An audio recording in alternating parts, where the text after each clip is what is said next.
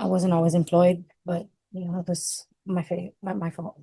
But I mean, it's since 2018 and you haven't paid a penny to that? Enjoy the video, hit the like button.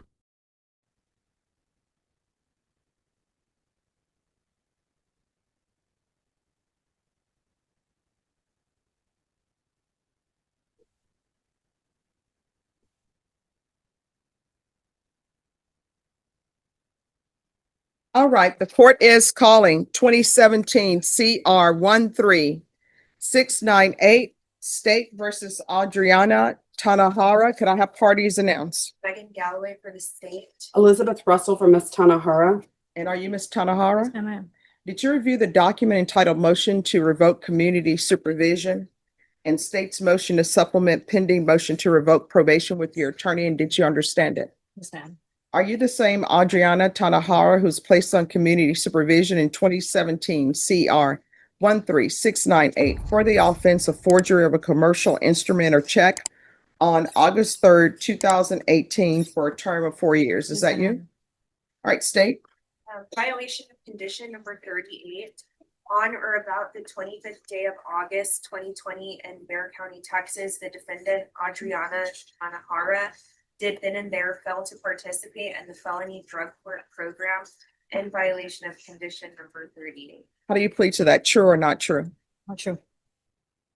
State. We waive and abandon the remainders.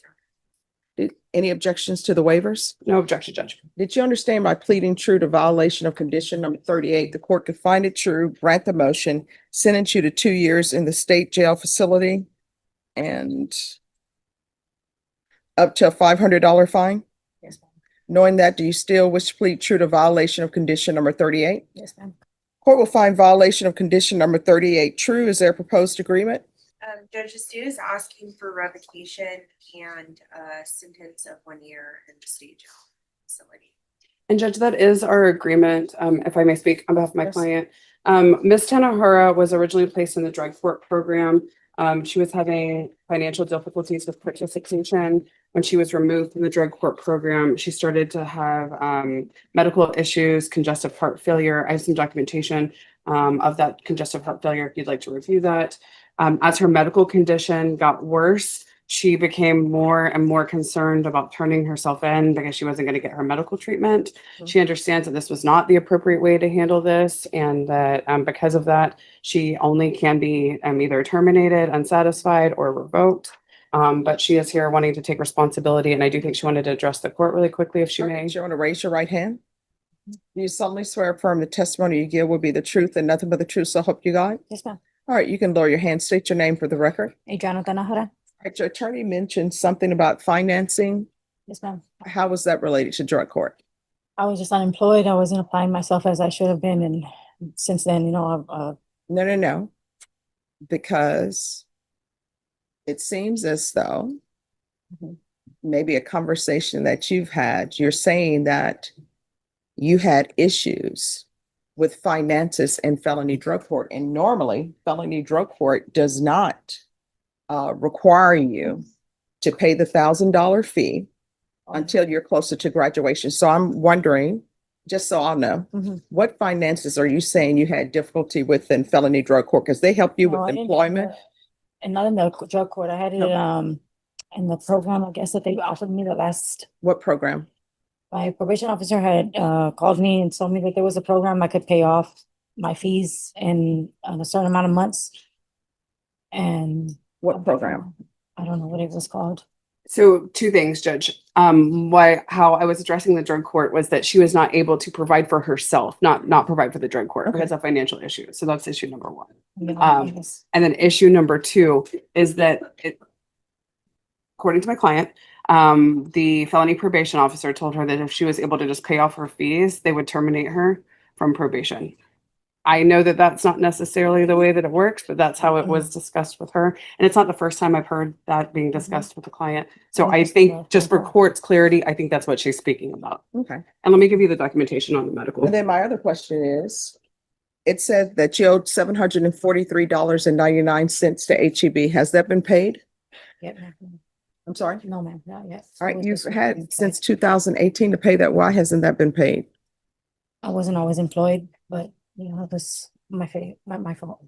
But I mean, it's since 2018 and you haven't paid a penny to that? Um, take That's a problem. responsibility. Yes, ma'am. And then this is not your first motion to revoke. That's a problem. Understand. So what what have you done? Have you done anything other than this is your second motion to revoke? I've just got employed. I mean, I've just, been trying. I mean, if you haven't done anything, I mean, just tell me. No, ma'am, I haven't done anything towards the courts. You're right. Because you were placed on probation before I was presiding judge in this court. And then you had a motion to revoke, and it was violations of 5 and 5. And according to this, you have children. That's why I told you to do parenting classes. Okay. And it appears you haven't done anything since 2018. You're right. Sorry. I mean, I don't even know. Somebody explained to me why I should give you a year instead of 2 years because you haven't done anything. I guess the basis of our request is the congenital heart failure and the medical treatment that you would receive in the state jail facility. She hasn't done anything towards the court, but she did at one point receive gainful employment, and that was a huge struggle and a huge hurdle that had to be overcome by Ms. Tanahara. I think you can see based on her drug court participation, as well as even the medical documentation, she is a methamphetamine addict and has struggled with addiction for quite some time. And so even just getting gainful employment was a feat in and of itself. And who's taking care of your child? I think it's her mom. Is that That's my sister. your sister? And they're here, Judge. So does anybody want to tell me why I should just give her a year? She hasn't done anything. I mean, not even paid towards HEB since 2018. And so our request would be based on the medical issues, as well as the fact that she did seek gainful employment. We understand that this is not the way Ms. Tanahara should have handled this. She understands that. State. Judge, I did take into consideration the medical issues, which is why the state is asking for 2 years on this.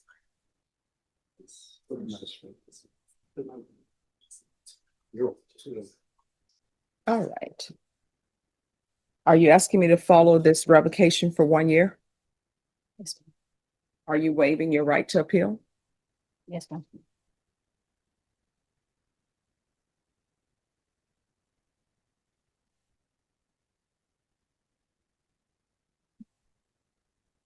All right, this is what the court will do. The court is finding violation of condition number 38 true. The court will grant the motion, revoke, sentence you to 1 year in the state jail facility, give you credit for any time served. There's to be restitution to HEB in the amount of $743.99. And that's under cause number 2017 CR 13698. There's to be no unsupervised contact with minors. And the court will request the therapeutic community for you. Therapeutic community doesn't increase the amount of time that you will serve, but it is designed to help you with any addictions you may suffer from. On my way out of my room.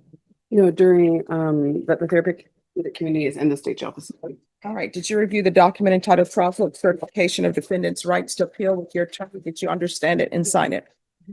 Because it's a plea bargain agreement, because I followed your plea bargain agreement, and because you waive your right to appeal, you do not have the court's permission to appeal. Because this is a felony conviction, you're not allowed to own or possess any weapons or ammunition. If you have a question over what that is, you'll need to speak to an attorney. Do you understand? All right, we can go off the record. Here's the thing. With your heart condition, if you continue to use, meth is not great for the heart to begin with, not even on a healthy heart. One or two things going to end up happening. Either you're going to be in and out of jail or in and out of prison for the rest of your life, or either you may get a bad batch, or it may hit your heart a certain way, And somebody's going to have to identify your body. If you're not going to be clean and healthy for yourself, then do it for your child if you love your child. That's fine. And when you're released from the state jail facility, don't come to your sister's home acting like you've been the parent all the time and you're setting your own rules. You're going to need to flow with the way the household is set up. Do you understand? Yes, ma'am. All right, when you're released, if you cannot find a place to help you with your sobriety, any type of transitional home, if I'm still here, you come back here, I'll pick up the phone, call a place to help you, all right? Appreciate that. All right, Thank you. good luck to you, okay? Thank you. You're welcome.